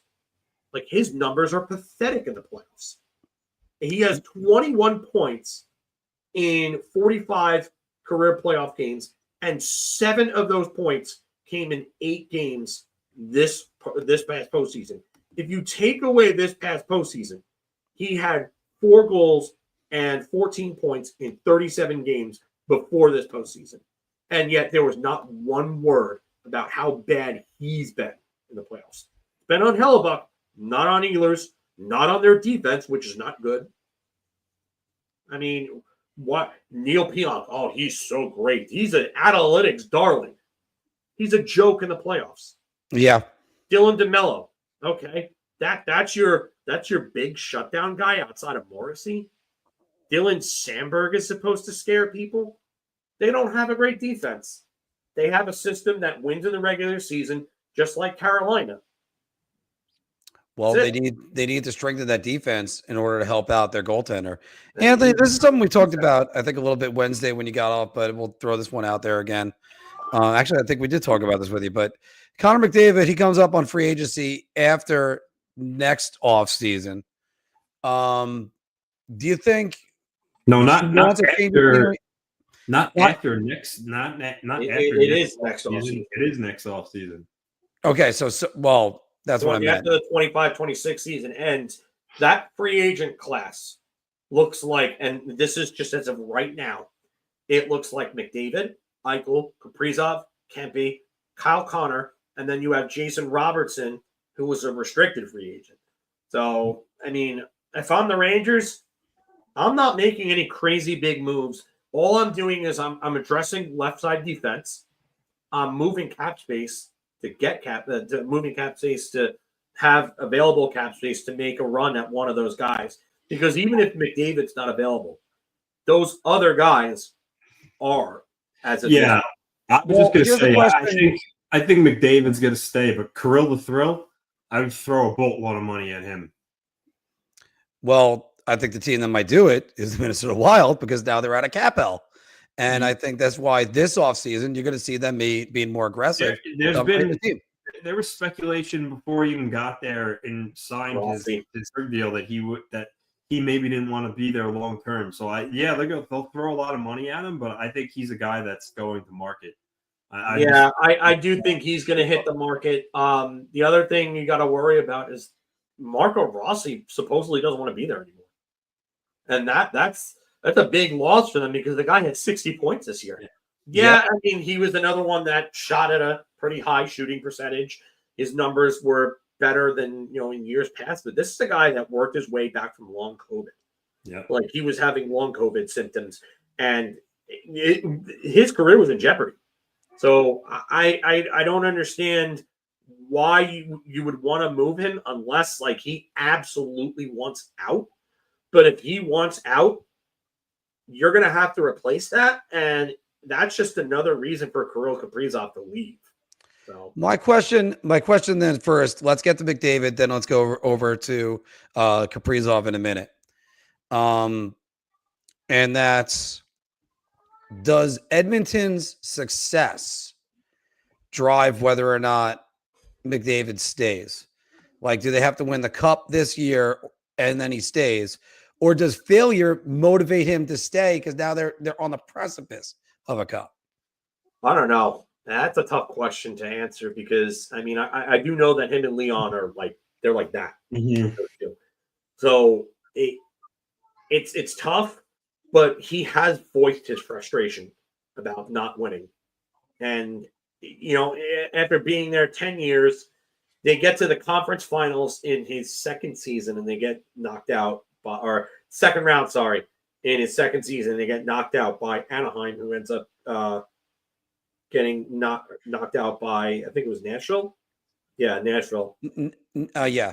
Sorry. And then I mean they don't get back there again until what 2022, and it's just I don't know. I really do think that at some point he might look at it and say, "Hey, you know what? I've done all I can do here.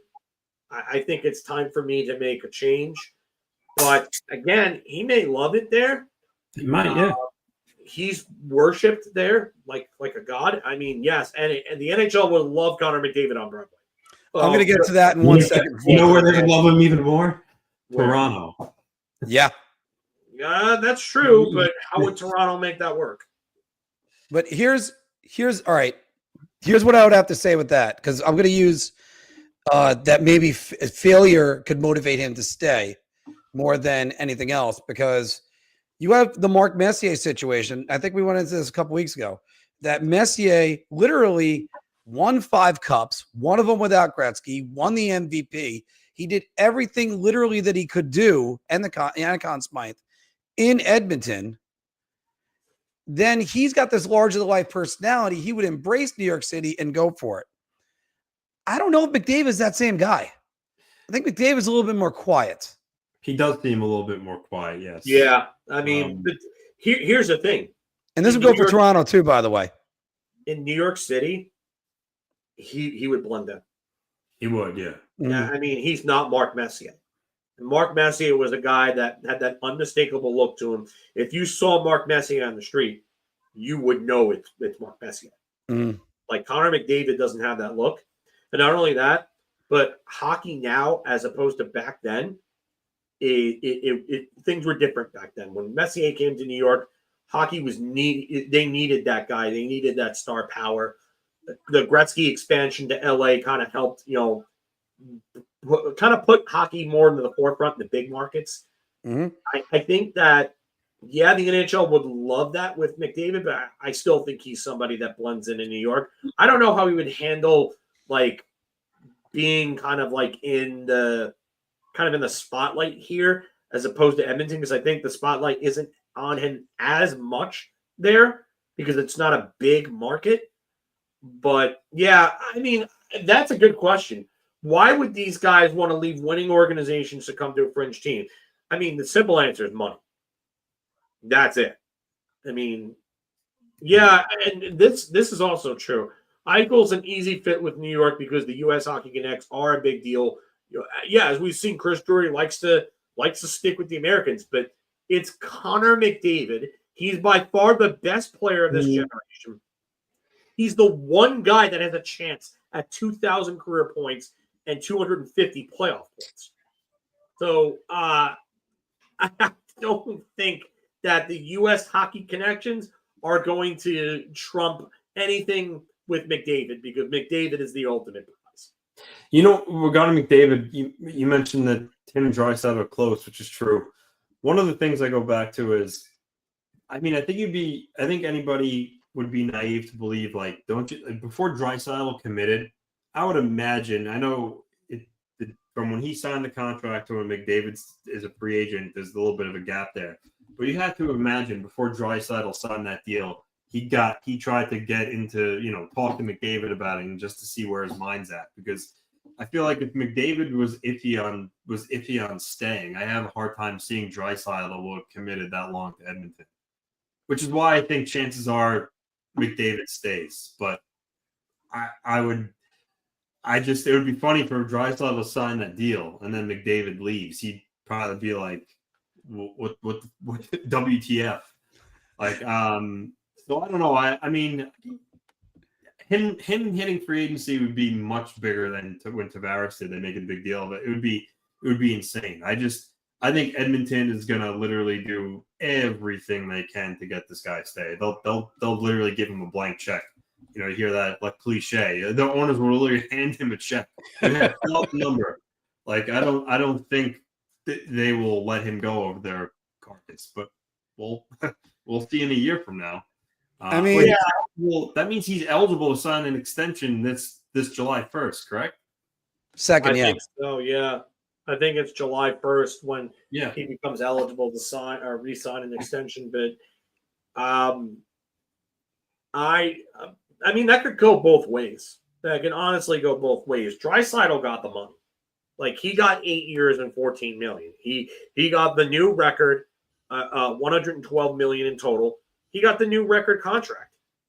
I mean, he could have maybe hit free agency, and that would have been the end of it. But I mean, they offered him, I think, more than who knows what he would have gotten on the market. I mean, honestly, maybe he could have gotten 15, 16 million on the market if he wanted to. I think some team would have ponied up something like that for him.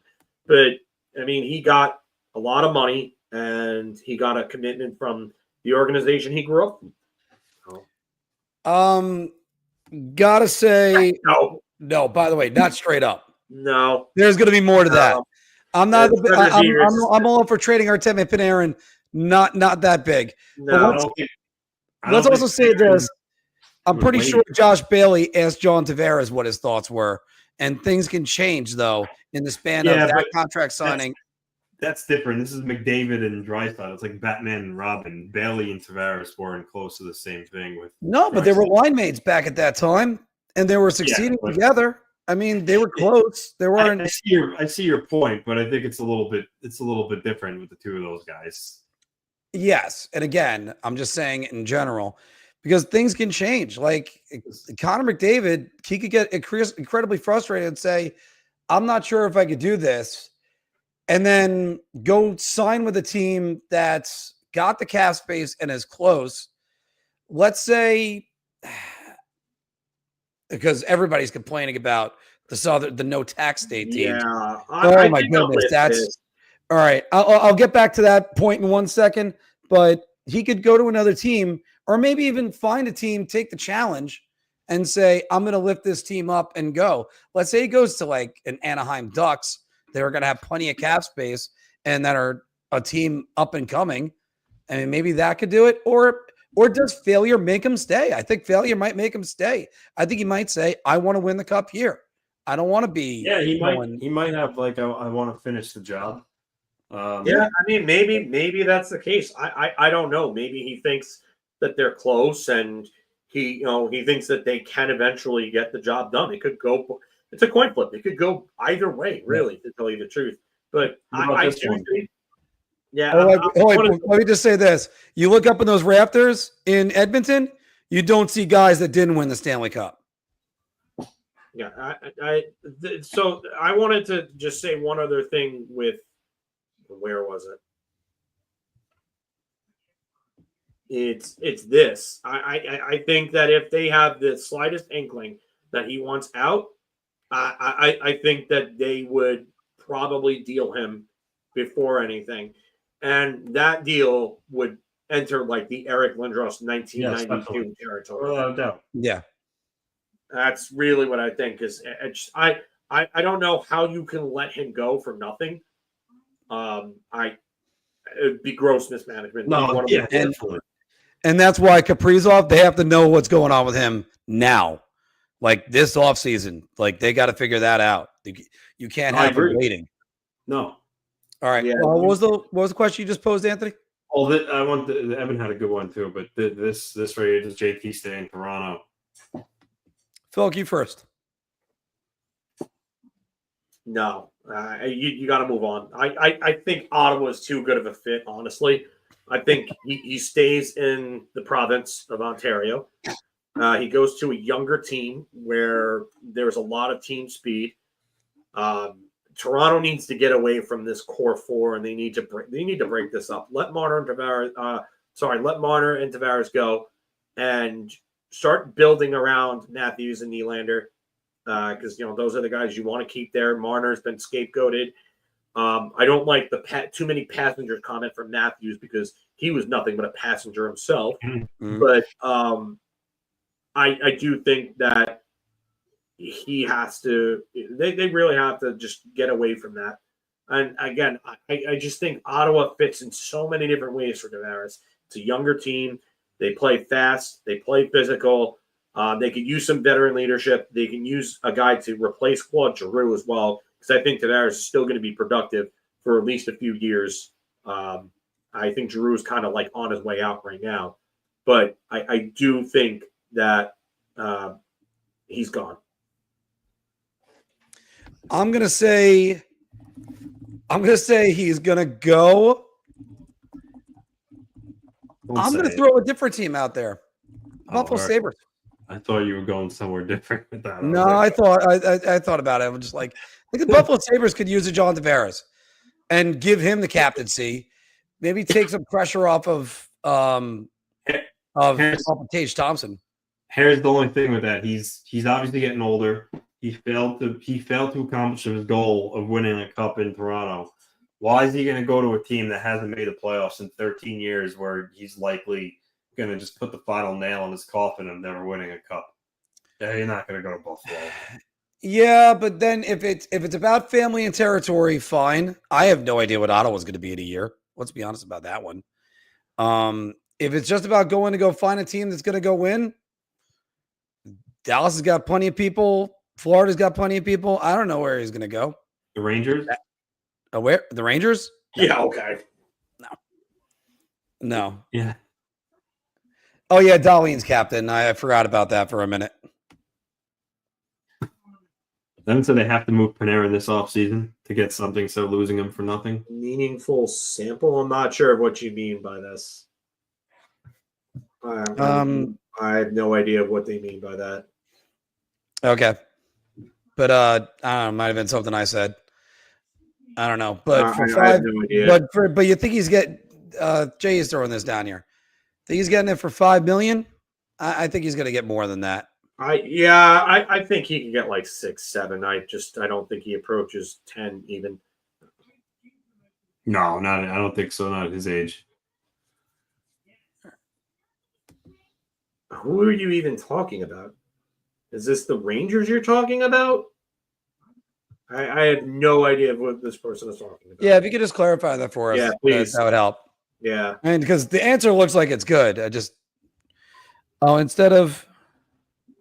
I assume this person is talking about the Rangers. Or it was about, could it be about Carolina earlier? I'm guessing it's the Rangers. I mean, but he's right. The 5-on-5 was horrible. Yeah, because the Rangers were horrible 5-on-5. Laviolette. Yeah, it's Laviolette. Okay, yeah. All right, thanks, Flo. Thanks for the help. Yeah, Laviolette, I don't think Laviolette was the problem at all. I mean, he didn't help himself with some of the lineup things that he did this year. Some of his lineup choices were definitely questionable at best. But at some point, it felt like he just kind of gave up on the team when the team gave up on him. And it's just at some point you can look at Laviolette and say, hey, you know what? He wasn't really the answer.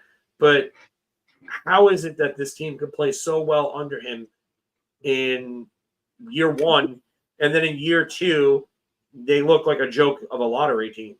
And they clearly quit on him in November and December. I mean, so honestly, a big part of the problem was Chris Drury. Chris Drury was a big problem. Chris Drury caused a lot of problems behind the scenes, as we know, because the players came out and said how that the Jacob Trouba and Barclay Goodrow things affected them.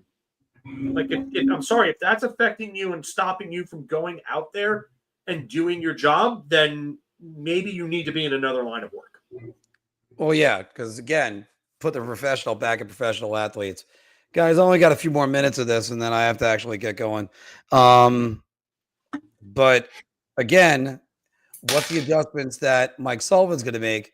A guy that has had good teams on 5-on-5. Help, the Penguins Penguins power play this year was god awful. That was the Penguins. They had Sidney Crosby, Evgeny Malkin, and Erik Karlsson on it. I mean, that was just ridiculous. Yeah, and that's the players. That's the players quitting on them. Yeah. And this too, yeah. And Jacob Trouba was a problem. Jacob Trouba was an absolute problem. And for him to come out right away and say this is the last dance, I mean, what are you doing? Oh, and then after the trade, coming out and say it's your rite of passage to get fired from MSG. Oh, go to hell. Yeah, honestly. I mean, I'm sorry, but you just like no. They will also be a different team as constructed under Sullivan. We're not getting the same team back. There was a 9-point plan. I think maybe I'll write an article, do a video on it that Larry Brooks put out there. By the way, at least 3 of those points he could have consolidated down into different points. So really, it's like you a said this plan. The other day. If that's the case, then why hasn't that entire Washington team come out and said something about it? And also, here's another thing. Anthony Mantha's had plenty of questions about him throughout his career. He was lazy in Detroit. That's why Detroit got rid of him. They got rid of him for a wild card in Jacob Vrana. Why do we keep going back to Anthony Mantha? What's next? Evgeny Kuznetsov was right about him. Anthony? Jay, Boston, Seattle. Is that it? Is it just Boston and Seattle? Potentially the Islanders? Yeah, potentially. But I think it might just be Boston, Seattle, and I thought there was a third team, but I think it was Chicago, but they hired last. But I think it's just 2. I think. So we're gonna say all this crap about Carcillo and say that he's a CTE fiend and all this other crap, and then point out something when it fits a narrative. No, I'm sorry. We're not going to sit there and trash Carcillo and then use his testimony as some sort of godsend word and gospel because it fits a narrative. I'm sorry. You can't trash Carcillo in one sentence and then turn around and glorify him as a martyr in the other. It's one way or the other. Yeah, because Anthony Blashill, by the way, just went to the Blackhawks, right? Yeah, so I think it's just Seattle and Boston. I think Buffalo. I didn't. The Penguins. The Penguins are the third team. They don't have a coach. Yeah, so there's still openings, and they're probably going to wait to see when it gets to the Stanley Cup Finals, and they can start interviewing guys. By the way, I heard this news the other day. Yeah, Matt Rampy getting offer sheeted? No, if anybody offer sheets Matt Rampy, they should just resign from their position. Sorry, but you offer sheeting Matt Rampy is one of the dumbest things you can do. Right. The guy's a fringe NHL player as of right now. Will Cooley's a different story. Anthony, do you want to see more or less offer sheets? More. I like it. Yeah. I mean, St. Louis, teams might, it's a copycat league. Teams might look at the Blues. That was, Holloway. Yeah, Chris, the Blues, they offer sheeted Broberg and Holloway. Yeah. And they ended up working out for him. Yeah, they both couldn't match. And they were both produced for St. Louis. So that's why you certainly might see teams do it. Yeah, you know what? I think I'm okay with. I don't know about a third. If I could get a second from Matt Rampy, I mean, please, by all means, give us a second-round pick so we can go ahead and draft a pretty damn good player. But Matt Rampy, there is room for improvement there. I will say that. But to offer sheet a fringe NHL player would be one of the dumbest things that I have ever seen in my life. And again, this isn't about the quality of the player. It's going to be about the quality of the contract that's in there. It is about the quality of player, though. Right, but a team that sees that, they really got to make an offer. The Rangers cannot just either go, okay, take him, or, yeah, maybe, thanks for negotiating the deal like the Sebastian Aho one. Like the Kotkaniemi trade, like Montreal was like, okay. 1.4 million to 2.3 would be a third round pick. That would be that's the salary you'd probably fall I think the in. Rangers would match that though. Yeah. I really do. I think if it's that low, they match it. If they start going up to like 2 million, then I think maybe that's when they would consider letting him go and then taking the compensation. Yeah, 2.3 to 4.6 would be a second round pick. So if a team wanted to go to 2.3 for Rempe, then I mean, yeah, you take the second round pick. I honestly hope a team goes to 2.3 for Will Cooley, because then that basically what that does is it does Carolina or Montreal on Carolina with Aho. Yeah. It just helps them sign him. Yeah. That's it. Please go ahead. They're not going to offer him $6 million. This Panarin thing's tricky because of the first you have to think of what teams can fit the 11.5 million or whatever he makes. So how many teams could take on that salary first, and then you kind of go from there. But I think it's a difficult move to make, also because Panarin holds all the cards. How many teams is he waiting for? Hypothetically speaking, I think the Sabres have the cap space, but he's not waiting to go to Buffalo. So how many teams would he wait for? LA would he wait for? Florida? But can those teams really get a deal done? So that's why it would be really, really hard to move him, because the teams that could afford him, Buffalo, maybe Calgary, teams like that, I don't think he'd have any interest in going to. I think he's going to have interest because Chris Drury does not like him. The nature of the team is falling apart. Might as well get off the sinking ship while you can. That's what he's probably going to be thinking. I don't see why he would go to a team like Anaheim. They're on the rise. I mean, but his age doesn't fit with their trajectory. You know what fits? Joel Quenneville. I get it, but I don't think he fits with their trajectory. I don't, because you got to think of it this way. Panarin is what, 33, 34? Yeah, he's going to be 34 in October. So you're looking at a team that's on the rise. He's got 1 year left on his current deal. And then how many years does he have left after that? Oh, ex-Rangers, Strome, Trouba. Trouba might not be there after this year. Strome, I mean, he's got maybe a couple years left on that deal. I mean, I think maybe 2. I think this is his third. No, this was his second year. He's got 3 years left on his deal at $5 million. So Vetrano, yeah, he got re-upped.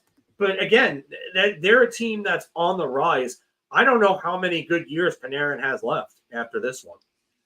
So I don't know how much that would come into play. I think Evan might be saying it's 1 year. He lives somewhere nice, Orange County, for 1 year, and then he picks where he plays again after that. I don't think. Does Anaheim want to give up assets for 1 year of an aging player? They might deal with Trevor Zegras and maybe a good NHL-ready prospect. I didn't think about that side of the coin. I was thinking about from Panarin's perspective. But from Panarin's perspective, sure. But why would Anaheim want to do that? It doesn't make sense from their side. It doesn't. Yeah. It also didn't make sense for them to give up a player when they could have gotten Jacob Trouba for free. No, that made more sense because of the fact that they needed someone physical on the back end outside of Radko Gudas, and they needed a veteran leader. Not that I think Jacob Trouba is a great leader or a great captain by any means, but he's somebody that you could go and bring into that locker room. And they needed something there. And they had been building towards that for a while. They brought in Killorn. They brought in Gudas. They brought in tougher players. I don't think we had an argument about Verbeek being on the hot seat. No, yeah, we definitely did not have anything about Verbeek being on the hot seat. No, I mean, but we were talking about definitely Coach Q going over there. Look, again, the one reason why I'll point to this and say, reading the tea leaves, that I think Panarin's going to move is because Drury has just not been a fan of him. You got to get rid of him now. Yeah, it probably makes them a playoff team, but is he there beyond this upcoming season? And that's the biggest concern is why is a young team going to go give up assets? Like, I think maybe if it's just Panarin for Ziegler straight up and the Rangers are retaining on that, then maybe they do that. But I just don't see them willing to part with other significant assets like a first round pick or something like that for a guy that may be there for only a year. Yeah. I don't see it. It doesn't fall in line with what Pat Verbeek has done otherwise. Anthony, Chris asked us earlier. Do you see anybody trying to offer sheet Noah Dobson?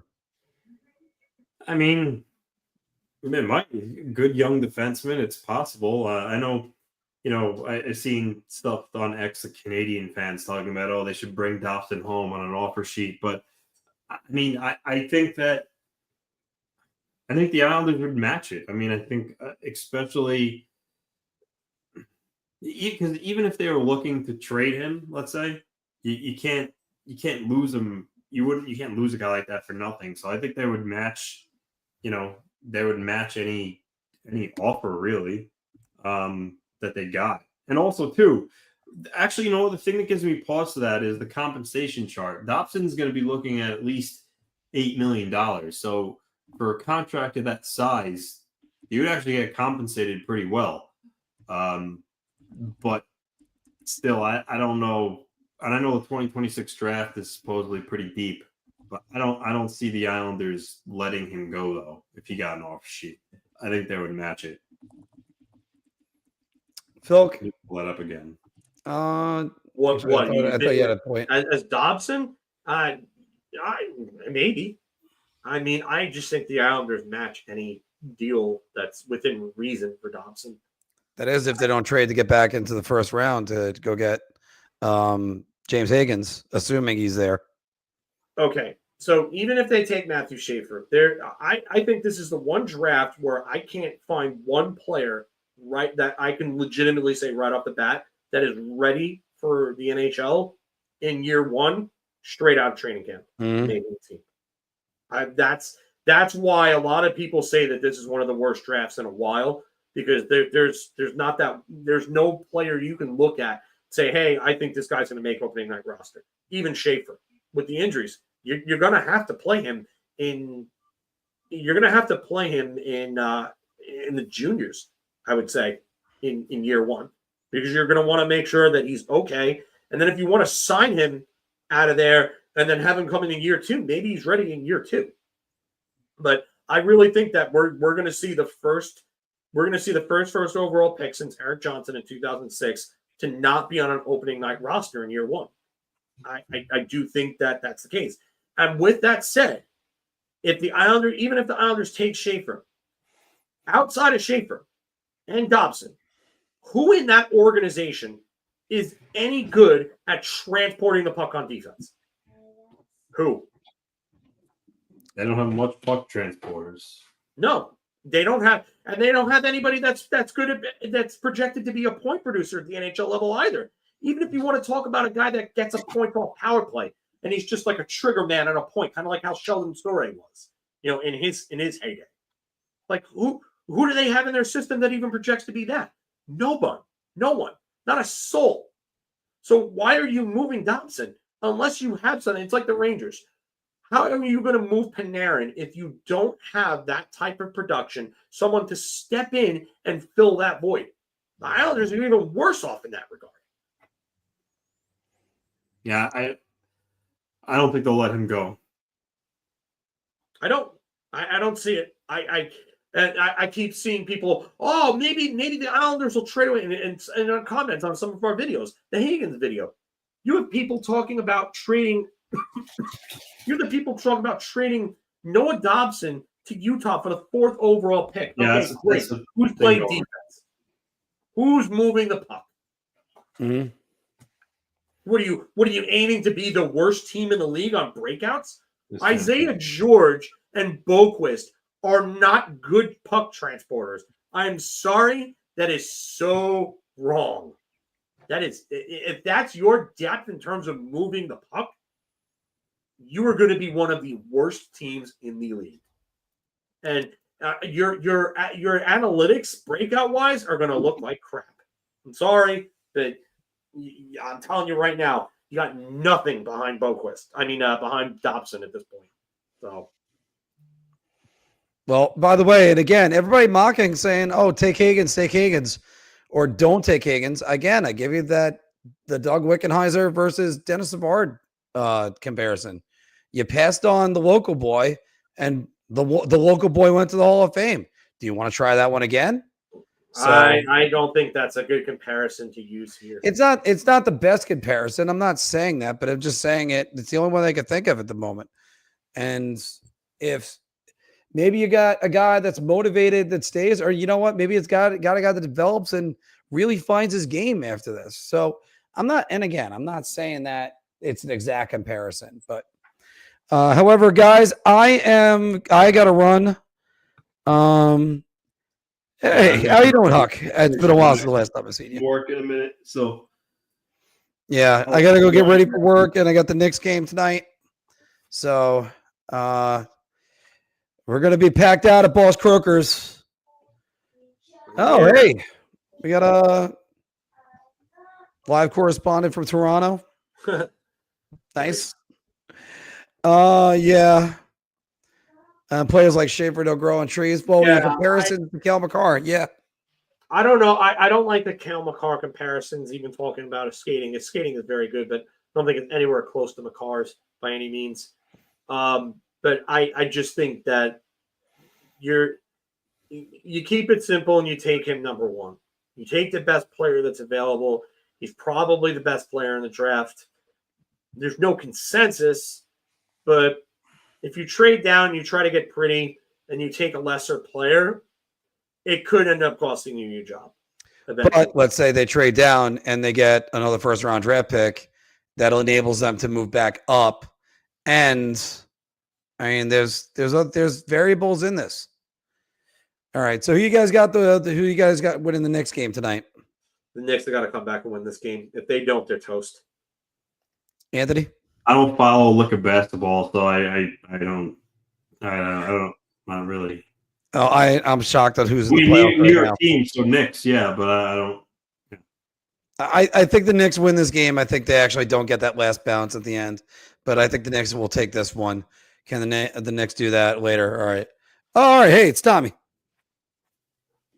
Tommy, what's going on, bud? All right. He plugged us the other night after the game. Nice.